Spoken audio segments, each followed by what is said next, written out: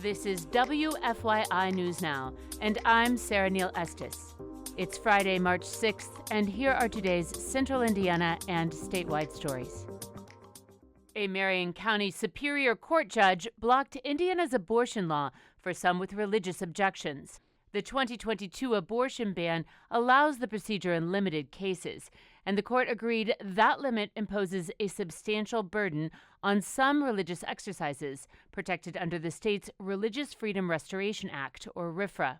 The ACLU of Indiana challenged the law for unnamed plaintiffs who say their beliefs can necessitate the procedure. The state may challenge the decision. Indiana education leaders approved a new A2F school accountability grading system, restarting a process that has been paused since 2021. They say the new model will award schools for what their students accomplish rather than punish them for what they do not. It will still count standardized testing scores, but will also consider things like attendance, work-based learning experiences, and when students make academic improvement. State Board of Education member Scott Best says he believes the new accountability structure will not disadvantage schools with a high number of low-income students. If you have a lot of low-income students, you can almost project what the scores are going to be based on who the students are. And this allows schools to work with all students and score well, no matter their background, no matter their preparation coming into you. It is not yet clear what may happen to schools that receive failing grades. Indianapolis aims to end chronic unsheltered homelessness by 2028. Caroline Beck reports the initiative has provided housing for 114 people since it launched last summer. Once an individual receives a housing placement, they will get rental assistance for a year, along with other wraparound services like health care and job assistance.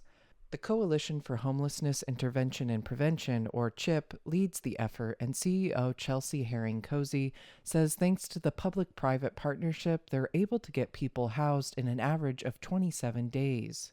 It also brings the political and civic will to do something different, to do something big, to do something bold, and to really advance that vision that nobody should be living and dying on our streets.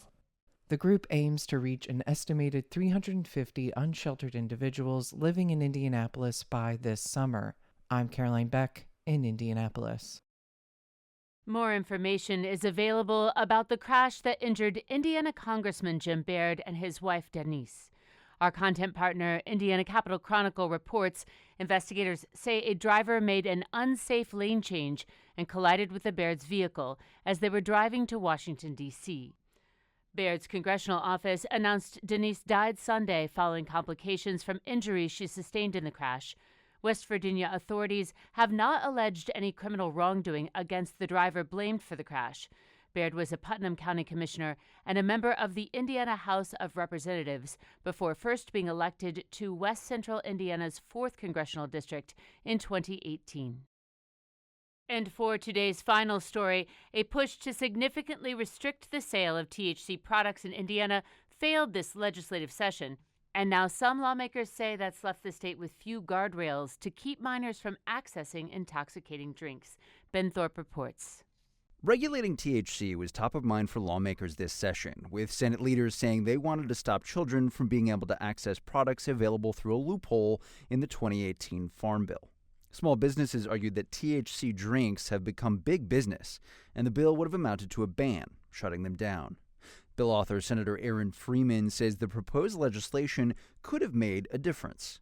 It's vastly disappointing to me that we were not able to act this year, and particularly heartbreaking that any Indiana child can walk into almost any convenience store and buy these substances. Many business leaders say they are okay with regulation, particularly those that keep drinks out of the hands of people younger than 21. But they don't want to see THC products banned altogether. I'm Ben Thorpe at the State House. That's all for this episode of WFYI News Now. Our podcast is produced by Zach Bundy with support from the news team at WFYI and public media journalists across the state. Kendall Antron produced our music, and if you liked today's episode, remember to subscribe and share, and follow WFYI on Facebook, Instagram, TikTok, and YouTube to get the latest updates from our newsroom anytime. Thank you for listening. We'll see you Monday.